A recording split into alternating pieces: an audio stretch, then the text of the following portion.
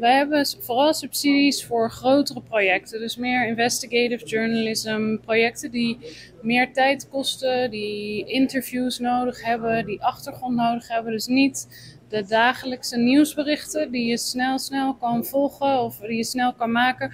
Maar juist als er zo'n nieuwsbericht is en je denkt, wat zit hier eigenlijk achter? Ik moet eigenlijk meer context onderzoeken. Wie hebben hier belang bij? Hoe zit dit eigenlijk allemaal in elkaar? De tijd die je voor zulke soort projecten nodig hebt, daar hebben wij subsidies voor. Nu net een specifieke subsidieronde voor journalisten op de eilanden geopend. Die staat open tot 1 april.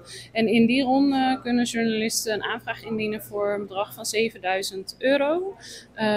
Of dus het equivalent daarvan in dollars, florins.